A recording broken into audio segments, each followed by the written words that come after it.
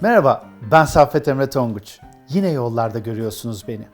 Biliyorsunuz, ben gezip gördüğüm yerleri sadece görmekle yetinmiyor. Tarihi, mimarisi, kültürünü de araştırıyor ve edindiğim bilgileri size aktarıyorum. İşim ve aynı zamanda hobim bu. En verimli bilgi kaynağım da insanlar. İnsanları tanımak, vizyonlarını öğrenmek. Bugün sizi benim tanışmaktan çok zevk aldığım ve kendi namıma heybemi doldurduğum biriyle tanıştıracağım. Cem Kapancıoğlu ile. Cem İzmir'de doğmuş büyümüş. 250'ye yakın çalışanı ile hayatını Dubai'de kazanan bir mimar. Türkiye ofisini açmış. Biraz da doğduğu büyüdüğü yere minnet borcunu ödemek için deneysel projelere girişmiş. Gelin şimdi de sizi tanıştırayım.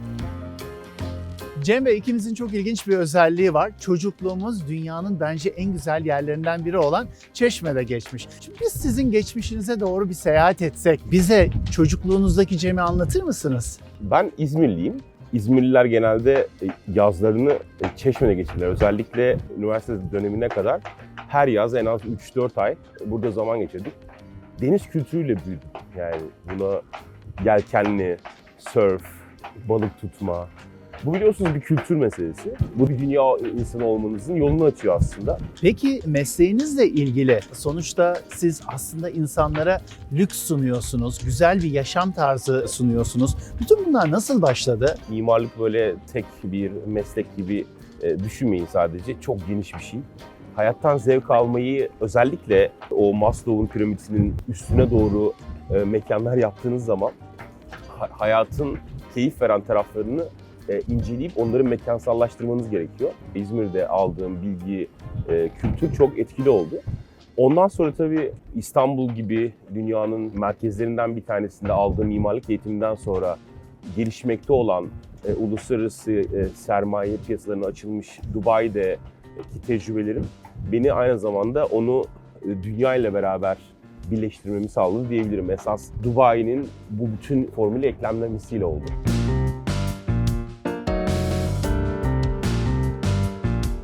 Birini gerçekten tanımak istiyorsan onunla seyahat et derler.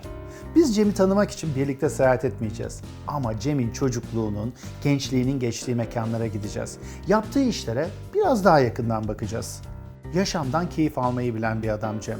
Çeşme'de, Dubai'de, her nerede olursa olsun kesinlikle denizden uzak duramıyor. Harika bir hava karşıladı bizi Çeşme'de. Eminim ki Dubai'de de hava çok güzeldi. Siz yıllardır Dubai'de yaşıyorsunuz. Orada Burj Khalifa gibi dünyanın en yüksek binasında da, dünyanın en büyük yapay adası olan Palm Jumeirah'da da sınırı olmayan insanlar için binalar inşa ediyorsunuz. Tabii oraya gelmek kolay değil. Eminim ki uzun bir yolculuk oldu. Bugünkü Cem bu vizyona nasıl ulaştı? Vizyonu olan insanlarla çalışarak, vizyonu olan müşterilerle oldu bu. Tabii oraya gelmek için de o insanların güvenini kazanacak bir altyapı. İstanbul'a gitmem, Türkiye'nin belki de en iyi mimarlık fakültelerinden biri olan Mimar Sinan Güzel Sanatlar'da mimarlık eğitimi almam. Çok değerli hocalarla, çok değerli insanlarla. Bunun en büyük altyapısı. Şunu size rahatlıkla söyleyebilirim. Türkiye'nin temelleri çok sağlam. O temeller benim dünya insanı olmama ve Dubai'de kendime bir yer edinmeme gerçekten sağladı diyebilirim.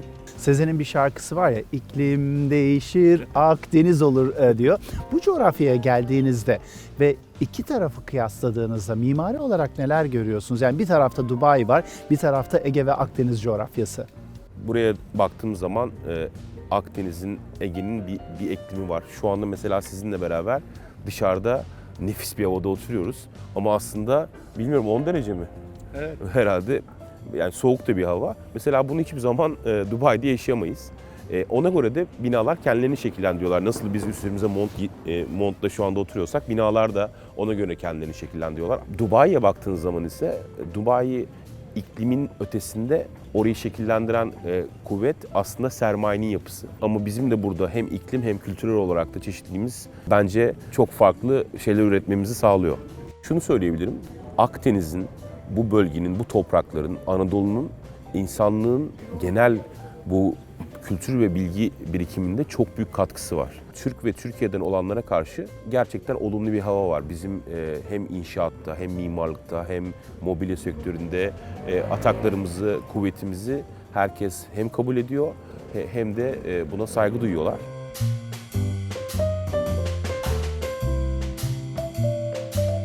Eğer benden Cem'in mimari anlayışına dair bir tanımlama yapmamı isterseniz ilk kullanacağım kelime pratiklik olur. Öncelikle ortaya çıkacak binanın işlevine odaklanıyor Cem. Akdeniz mimarisinin o ezbere bildiğimiz özelliklerini işlevleriyle analiz ederek anlamlandırıyor. Biraz da şekilci beğeni anlayışımıza isyan ediyor.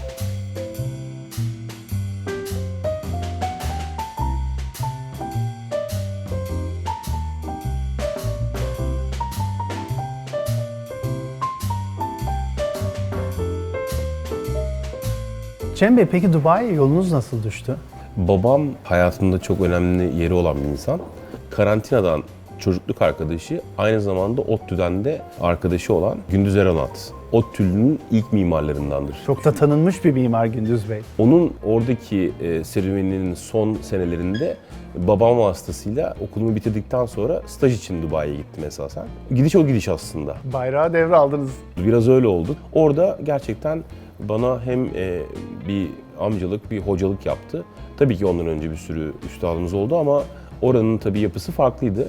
Multidisipliner ve international bir, uluslararası bir yapısı var. Aslında size hem el vermiş hem de portföyünü vermiş herhalde. Portföyde de destek oldu elinden geldiği kadar ama tabii benim oradan sonraki serüvenim onun verdiği şeyi hemen kullanmama izin vermedi. Ben kendi stilimi yarattım diyebilirim. Orada yarım milyar doların üzerinde bir yatırımın parçası olduk. Orada spalar yaptık, satış binaları yaptık, oteller yaptık, villalar yaptık. Çok özel skydiving simulator dedikleri, yani paraşütle atlamayı yerde size deneyimlettiren binalar yaptık. O süreç çok öğretici bir süreçti. Ondan sonra Amerika'daki Lehman Brothers krizi, 2008 krizi vurdu. Çekilirken firmalar, ben orada kalmayı tercih ettim. Doğru da karar verdiğimi düşünüyorum.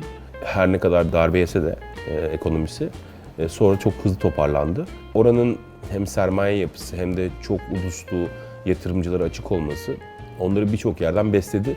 Tabii dolaylı olarak mimarlık ve inşaat sektörü de ondan nasibini alıyor olumlu yönde. Bugün baktığımızda Dubai'nin başarılı mimarlarından birisiniz. Birçok ünlü isim, daha doğrusu sınırı olmayan isim evini size yaptırmak istiyor ya da tesisini, ofisini size yaptırmak istiyor. Çok başarılı bir mimarsınız ama bunun finans bölümünü de iyi bilmek gerekiyor ki güzel bir kombinasyon olsun işte. Kesinlikle. Yani bu başarılı bir projenin en büyük belki girdisi onun ekonomik yapısını önceden doğru planlamaktan geçiyor. Bu özellikle Dubai gibi isteklerin sınırsız ama görece kaynakların sınırlı olduğu yerde bahsettiğimiz konu, hani dünyanın en büyük, en yüksek binasının olduğu yer, dünyanın en büyük insan eliyle yapılmış dolgu yarımadasının olduğu yer, dünyanın en büyük dönme dolabının olduğu yer.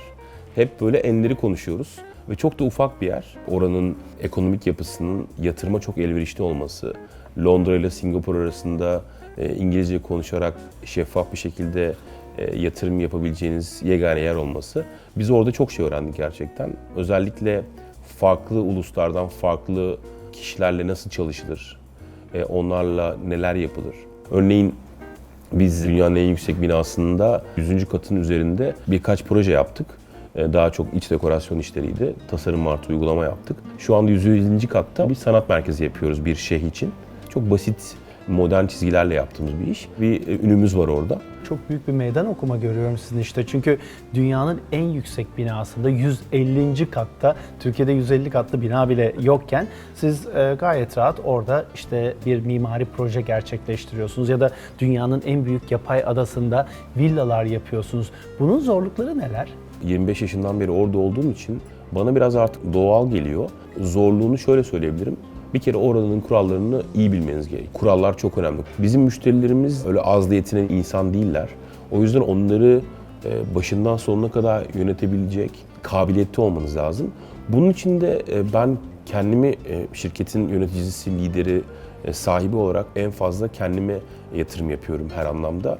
Bu şu demek, ben yaptığım her şeyi dünya ölçeğinde değerlendirmeye çalışıyorum. Mesela biz sizin söylediğiniz gibi bir Palm Jumeirah'da bir villa yaparken Amerika'ya da gidiyoruz, Londra'ya da gidiyoruz, Avrupa'ya bakıyoruz, Doğu'ya bakıyoruz, bu Hong Kong'a bakıyoruz, Singapur'a bakıyoruz. Acaba kaçırdığımız bir teknoloji var mı? kaçırdığımız bir malzeme var mı, kaçırdığımız bir sistem, bir anlayış var mı diye. Bence genel olarak en önemli şey insan kaynağı. Ben çalışanlarıma çok değer veririm.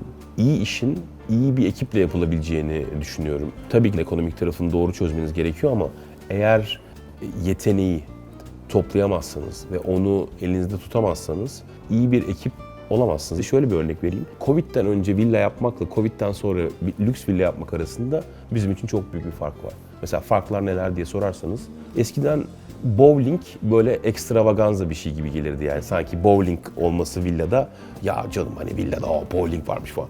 Şimdi birazcık sanki doğal gibi gelmeye başladı. Hani yeteri kadar boyutu varsa bowling koyuyorlar. Çünkü neden? Covid'de böyle bir evde uzun kalma durumu oluştu. Şimdi düşünsenize gerçekten paranız var ama Covid sizi eve sıkıştırabiliyor.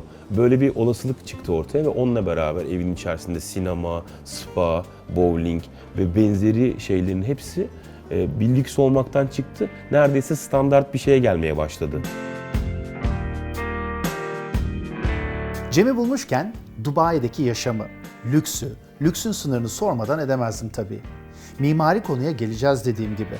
Yaşam anlayışı olarak çok önemli bir farktan bahsetti Cem. Hiçliğin ortasındaki lüks. Aslında bu benim yaşam felsefemle de çok örtüşüyor. Planımızda olmayan şekilde bizi Germiyan'daki zeytinliğine götürdü.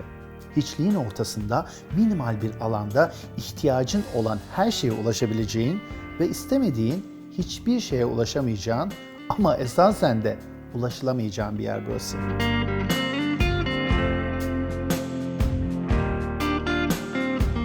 Cem Bey, ben buraya bayıldım. Ne kadar güzel bir yer ya. Çok teşekkür ederim. Benim için işte aslında lüks bu.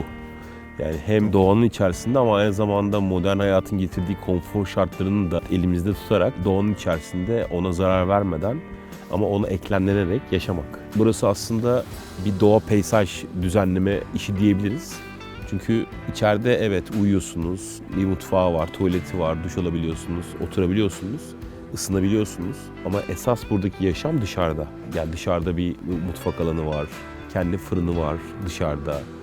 İşte mangal bölümü var, bir ateşin etrafında oturabileceğiniz bir kısım var. Böyle sizinle şu anda karşılıklı oturduğumuz düz bir seviyede bir masayı koyup üzerinde yazı yazabileceğiniz açık alanları var, gölgelikleri var. Ve en önemlisi zeytinler ve diğer doğal dağ çileği gibi ağaçların korunduğu, ta Rumlardan gelen o sekilerle beraber o setlenmenin de korunduğu bir doğal yapı var. Burası gerçekten çok sıra dışı bir yer. Kaç tane zeytin ağacınız var? Yaklaşık 1000 tane zeytin ağacımız var. Burası 70 dönüm civarı bir yer. Zeytin bu toprakların gerçekten çok önemli bir bitkisi. 600 senelik hatta 1000 senelik ağaçlar. Onlar burada hep varlardı.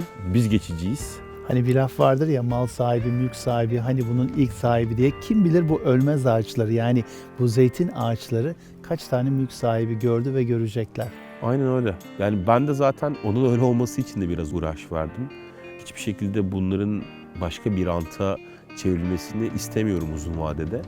Çünkü eninde sonunda şu ana kadarki örnekler pek iç açıcı değil ama belki bu şekilde daha güzel şeyler olabileceğini düşünüyorum. Ama gerçekten burada olmak bence lüksün tanımı. Ben bu tiny house'ları benim Butik Oteller Türkiye kitabıma koysam en popüler yerlerden biri olur ama siz ticari kaygıyla burayı herhalde kiralamayacaksınız. Fakat mesela senaryo grupları gelip burada senaryolarını yazabilirler. Düşünce grupları burada toplantılarını yapabilirler. Yani aslında ilham verecek bir coğrafya var burada insanlara. Gerçekten öyle. Yani ticari olarak bir otel gibi veya butik otel gibi bir şey düşünmüyoruz kesinlikle. Ama bir konuk evi gibi bir şey olabilir. Burayı başkalarıyla paylaşmak istiyoruz. Zaten eşimiz, dostumuz, tanıdığımız insanlar arada sırada gelip misafir oluyorlar. Bizimle burayı paylaşıyorlar. Ben sizi tanıdıkça içinizdeki renkli dünyayı daha çok keşfediyorum. Yani bir yandan Dubai'de çok lüks, sınırı olmayan konutlar yapıyorsunuz. Bir taraftan doğanın içinde böyle güzel bir tesis kuruyorsunuz ve doğaya saygı duyarak bunu yapıyorsunuz. Burada biraz üşüdük. Malum doğa şartları. Isınabileceğimiz bir yere gidelim şimdi. Sürpriz. Keyifle bekliyorum. Aynesi iştir kişinin, lafa bakılmaz demiş atalarımız. Bakalım Cem bu sefer hangi yaptığı işle şaşırtacak beni? Cem Bey, sürprizler bitmiyor da adeta. Yine çok hoş bir mekandayız. Dubai'de zaten çok başarılı bir mimarken Niye Türkiye'ye geldiniz? Bu sorunun cevabı aslında çok katmanlı Saffet Bey. Birincisi burası benim memleketim, yani ailemin, arkadaşlarımın olduğu bir yer ve kültürünü aldığım bir yer. O yüzden burada da başarılı olmak benim için aslında hep böyle içimde kalan bir şeydi. Burada da bir şeyler yapabilmek. İkincisi Covid döneminde tabii ki de orada biz expatız ve yabancıyız. Orada 3-4 ayda kimseyi içeri almamışlardı. Dışarıdan gelemiyordunuz yani. Yaşadığınız yere dışarıdan gelmeyince İnsan bütün yumurtaları bir sepete koymak istemiyor. Üçüncü söyleyebileceğim şey, Türkiye nasıl Orta Doğu'da bir petrol doğal kaynağı var. Türkiye'nin de doğal kaynağı insan. Mimarlık ve benzeri servis sektörü insanla yapılan bir şey. Buradaki o yetenek havuzuna açıkçası anlamak istedik. Hepsi bir araya gelince, doğru şartlar, doğru zaman bir araya gelince Dubai'de öğrendiklerim, o uluslararası yaklaşımı burada nasıl acaba harmanlayabilirim diye düşündüm. Peki Dubai ofisinde kaç kişi çalışıyor? Dubai ofisinde totalde 230 kişiyiz yaklaşık. Bunun yaklaşık yarısı mühendis, mimar ve iç mimarlardan oluşuyor. Diğer yarısı da nitelikli usta. Çok ciddi bir rakam bu tabii ki. Burada hedefleriniz neler Türkiye'de? Tasarım artı uygulama işler yapmak. Özellikle lüks segmente villa ve benzeri konut projelerinde böyle bir isteğimiz ve arzumuz var. Kendimiz de bir takım proje geliştirme işlerinde yer almak istiyoruz. Ayrıca dışarıdan da yatırımları buraya çekmek istiyoruz. Ben açıkçası genel olarak geleceği parlak görüyorum. İyi olacağını ümit ediyorum ve o yönde de Türkiye'nin potansiyeli olduğunu düşünüyorum. 1990'larda biri sürdürülebilirlikten bahsetse hiç kimse buna bir anlam veremezdi. Ama günümüzdeki en önemli kavramlardan biri. Siz de bu konuya çok önem veriyorsunuz diye biliyorum. 1980'lerde daha farkına varmamıştı dünya ne kadar çok zarar verdiğini insanlığın. Daha o bilinç uyanmamıştı belki de. Aslında sonu olduğunu bildiğimiz bir dünyada yaşıyoruz. Bildiğimiz bu canlı düzeni biteceğini düşünüyoruz. Biliyoruz yani, daha doğrusu düşünmüyoruz. Bildiğimiz bir şey bu. O süreç içerisinde insanlığın ve bu canlı sistemin daha uzun yaşaması için insanlığın oraya etkisini azaltmaya yönelik bir hareket bu. Bunun başında aslında fonksiyon sürdürülebilirliği geliyor. Yani bir binanın öyle bir tasarlamanız lazım ki fonksiyonu zaman geçse de 10 yıllar, 100 yıllar geçse de farklı fonksiyonlara bürünebilme özelliği istenilen bir şey. Son 100 yılda insanlar kaynakları gerçekten çok kötü kullandılar ve dünyaya zarar verdiler. Artık bu bir zorunluluk oldu. Yani siz isteseniz de istemeseniz de sürdürülebilir yapmak zorundasınız. Onu da bir takım kuralları takip ederek yapmak zorundasınız. Mimar Cem'i tanımak istediğimi söylediğimde önce müşteri Cem'i tanımak ister misin diye sordu. Dediğim gibi farklı bir vizyonu olan bir adam Cem. Bana CK Architecture Interiors kurucusu müşteri Cem olarak Mimar Cem'den istediği Türkiye ofisini anlattı. Ama isterseniz önce biraz dinlenelim. Ne de olsa uzun bir gün oldu.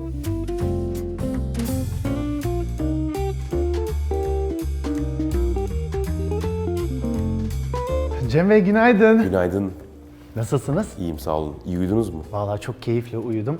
Bir de açıkçası nerede olduğumu tam anlamadım. Bir taraftan otele benziyor, bir taraftan villaya benziyor. Aşağıya bakıyorum, burada arkadaşlar çalışıyor, ofis ortamı da var. Neredeyiz tam olarak? Valla tam da istediğim bir şey söylediniz. Biz burayı yaparken çok fonksiyonlu bir villa olarak tasarladık. İçinde ofis fonksiyonu var, konuk evi fonksiyonu var. Başka sürprizler de var. O zaman sürprizleri birlikte görelim. Buyurun. Dün akşam şömine başında sohbet ettiğimiz, sonra da konakladığımız yer Cem'in müşteri olarak briefini verdiği CK Tasarım Ofisi. Evet, yanlış duymadınız. Burası CK Architecture Interiors'ın tasarım ofisi. Aynı zamanda da konuk evi. Çeşme'ye 10, Alaçatı'ya ise 5 dakika uzaklıkta olan Reisdere'deyiz. Burası sessiz, sakin, kendi halinde bir köy İzmir'de. Ben çok keyifli bir şekilde uyudum. Sabahleyin şu kapıyı açtım. Oradaki hamağa uzandım. Hem kitap okudum hem manzarayı seyrettim. Müthiş bir buluş olmuş bence. Çok teşekkür ederiz. Burada aslında çok büyük bir villa olmamasına rağmen 3 tane böyle büyük volümümüz var. Volümün bir tanesinde de, bir hacmin bir tanesinde de hem şömine hem manzara hem de kitap okuyabileceğiniz böyle havada asılı bir hamamımız var. O da bir odanın aslında iç balkonu gibi düşünebilirsiniz. Aynı zamanda çok güzel bir terasımız var, bahçemize bakan, ağaçlara bakan. Bu tarafta da güzel bir banyosu var. Dolapla banyoyu ve odayı ayırıyoruz. Dün akşam geldiğimizde tamamen böyle ışıklar içinde gördüğümde binayı ben çok şaşırdım. Nedenine gelince böyle bir ortamda sanki uzaydan indirilmiş bir gemi gibi duruyor sıra dışı mimarisiyle. Çok teşekkür ederim bunları söylediğiniz için. Gerçekten onur olduk. Benim için önemli şey görsel süreklilik. En ufak odada bile görsel sürekliliğin devamı ama aynı zamanda bazı konfor şartlarının da sağlanması, çok fonksiyonlu, ileriye dönük olarak başka fonksiyonların da eklenebileceği konfor şartlarını sağladığımızı düşünüyorum. Bunu zaman da gösterecek ama istediğimiz şey buranın aslında sosyal bir kulüp olması. Sadece mimarlık ofisi değil, sadece konuk evi değil, sadece kütüphane değil. Aynı zamanda bu şekilde sosyal organizasyonların da düzenleneceği bir yer olması. Ona göre de altyapısı zaten hazır. Mekanın farklı bir enerjisi var. Aşağıda yaratıcı bir ekip yeni fikirler çalışırken burada konaklamak, odaklanmak ve öyle çalışmak gerçekten cezbedici.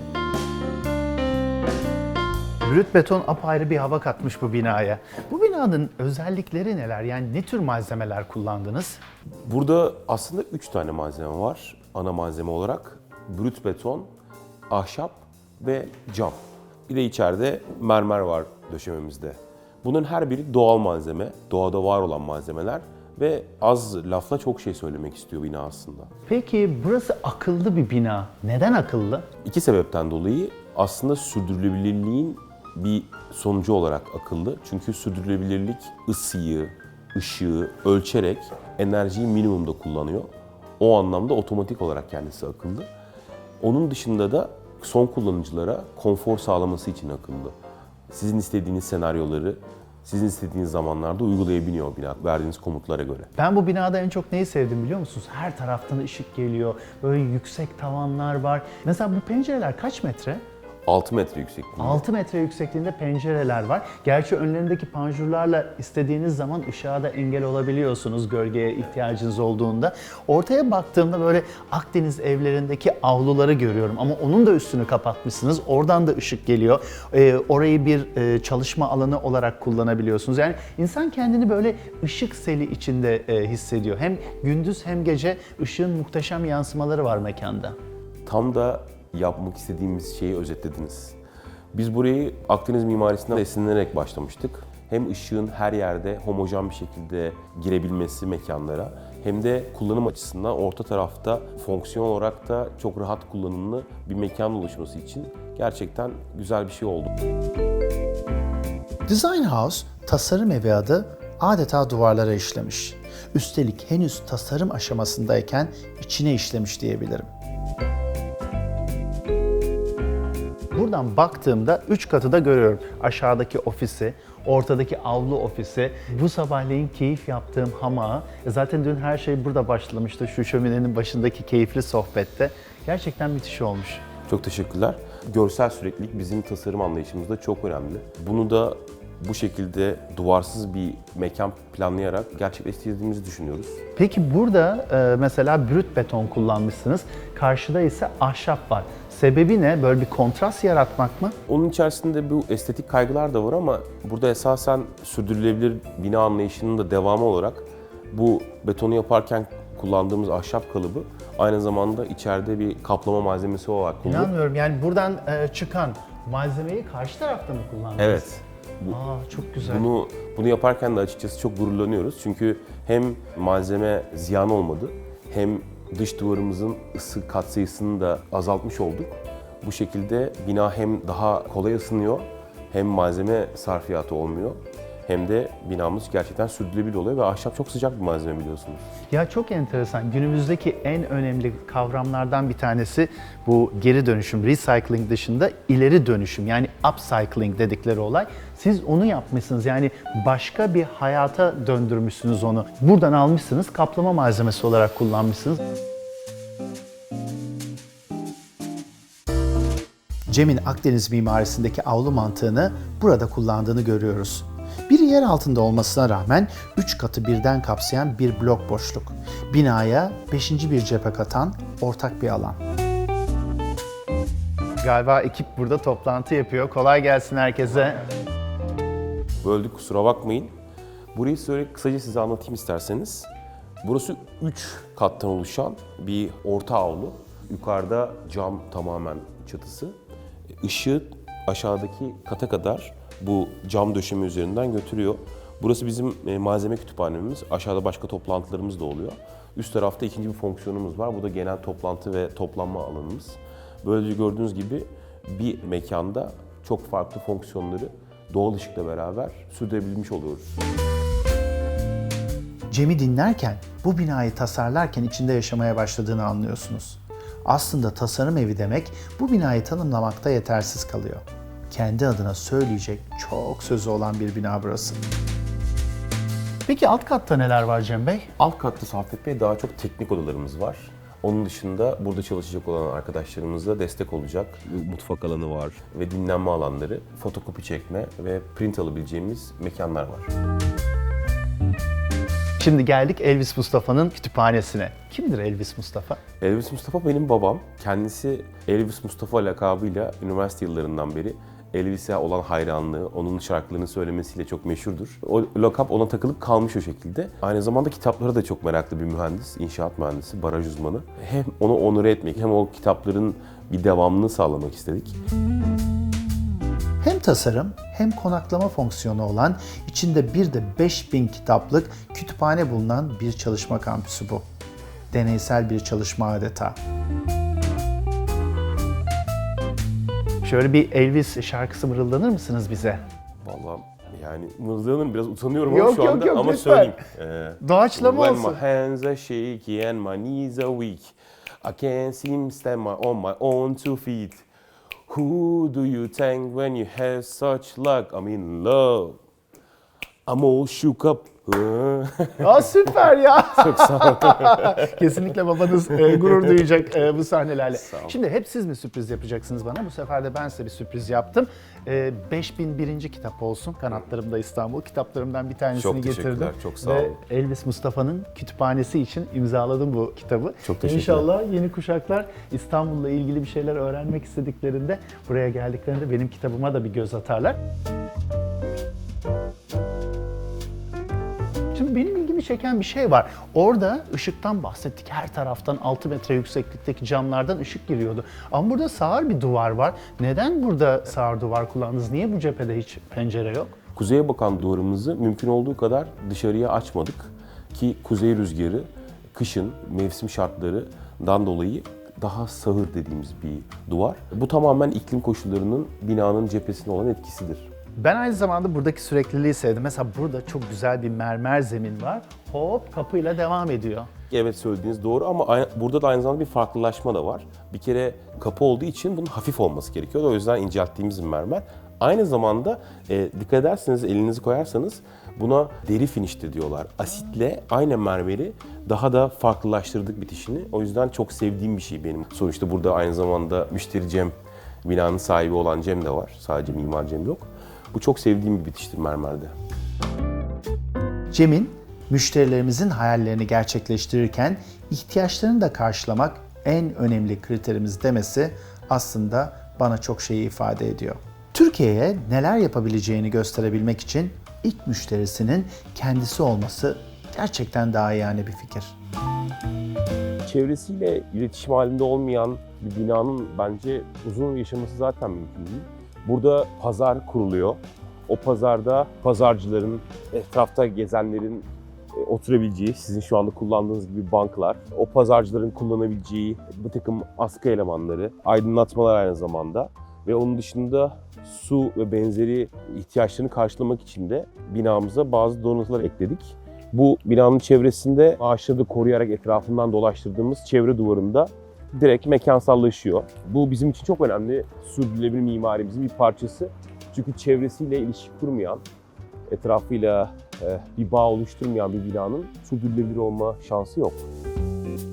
Biraz Cem kimdir? Nasıl bir baba, nasıl bir koca? Onu konuşalım istedim.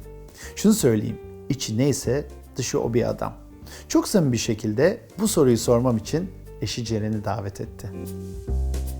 Hep Cem nereye kadar? Şimdi gelin eşinden dinleyelim. Kaç yıldır evlisiniz? 10 yıldır evliyiz. Peki evdeki Cem nasıl? Evdeki Cem Her şeyden önce çok iyi bir aile babasıdır Cem.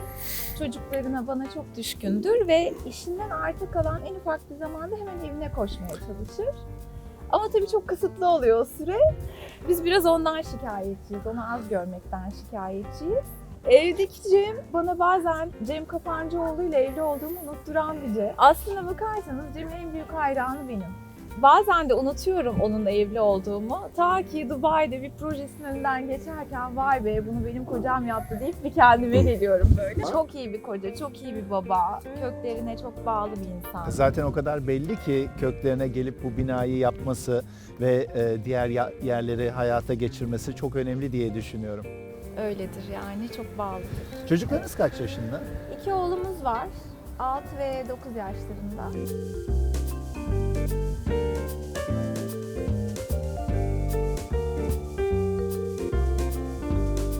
Burada ciddi bir ekip işi var. Siz çok başarılı bir mimarsınız ama iyi bir peyzaj grubuyla çalışmışsınız. Onlar çok güzel bir bahçe yapmışlar. Mesela bahçedeki sanat eserlerine de bayıldım. Bu kimin eseri? Bu Asaf Erdemli. Benim şans eseri TRT 2'deki bir belgeseli izlerken tanıştığım bir heykeltıraş. Onunla yıldızımızın çok hızlı bir şekilde uyum sağlaması şöyle oldu. O da atık malzemelerde çalışıyor. Binamızdaki atık malzemelerle yaptı bu heykel. İnanılmaz bir ileri dönüşüm olmuş bu Aynen. atık malzemelerden. İleri dönüşüm, sürdürülebilir bir yaklaşım ve gerçekten bence estetik olarak da çok güzel. Arkasında kuramsal bir, sanatsal bir bakış da var. Kadınla erkeği birbiriyle ilişkilerini sorgulayan ve onunla ilgili bir takım sonuçlara varan.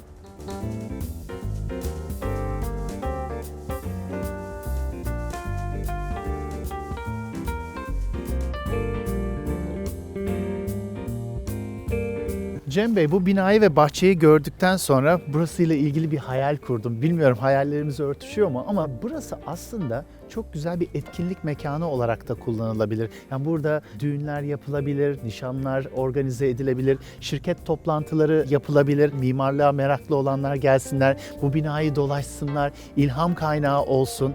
Bence çok güzel olur. Yaşayan bir yer olsun yani. Söylediklerinizin hepsine katılıyorum. Burasını aslında biz bir sosyal kulüp gibi düşündük. Bir müze gibi tasarladık. Mesela şu anda bulunduğunuz yerde gece sineması bile uygulanabilir. Arkadaki sağır duvarda mesela bir oturma grubu etrafında, yanında kaktüs bahçesiyle, önünde heykeliyle beraber ışıklandırmasını ona göre yaptık, altyapısını ona göre kurguladık. Ben söyledikleriniz her şeye katılıyorum. Hatta bütün operasyon mantığımız da onun üzerine kurulu zaten. Ve zaten hemen yakınınızda bir okul var. O okulun öğrencileri keşke buraya gelseler, bu bahçede hem oynasalar hem kitapları okusalar.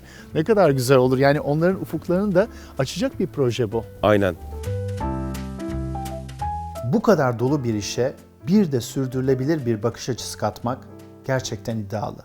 Hatta tanımlamayı yaparken bunun zaten olması gereken olduğu vizyonu Türkiye coğrafyası için adeta bir başkaldırı.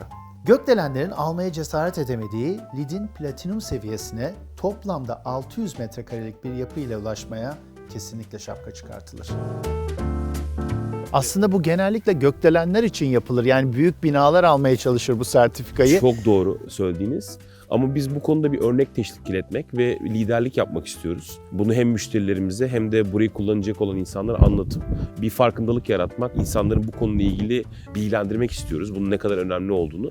Bu kapsamda bisiklet kullanmaya özendirme, bisikleti rahat bir şekilde buraya getirip rahat bir şekilde park edebilecekleri çok basit bir sistem geliştirdik. Aynı zamanda bisikletle geldikleri zaman duş alabilecekleri mekanlar da var içeride. Bu zaten LEED kapsamında, bütün sürdürülebilirlik sistemi kapsamında ki gerekliliklerden bir tanesi sadece. Ya Cem Bey, ben çok etkilendim yaptıklarınızdan. Öncelikle insanların kendi doğdukları topraklara geri dönüp o topraklar için bir şey yapmaları beni çok etkiliyor. Ve bu projenin de yeni kuşaklara, sizin gibi mimarlık yapanlara çok büyük bir ilham kaynağı olacağına inanıyorum. O yüzden sizi hem tebrik ediyorum hem de size teşekkür etmek istiyorum. Çok teşekkürler. Siz de buraya geldiniz. O güzel anlatım dilinizle bizim projemizi gerçekten daha değerli kıldınız. Çok teşekkür ederiz. Benim için büyük bir keyifti. Sağ olun. Ben Cem'le tanıştığım için çok memnunum. Bana İzmir, mimari, lüks ve Dubai hakkında konuşurken anlatacak çok güçlü bir hikaye verdi. Ben heybemi çok önemli notlarla doldurdum. Umarım size de düşenler olmuştur. Hoşça kalın.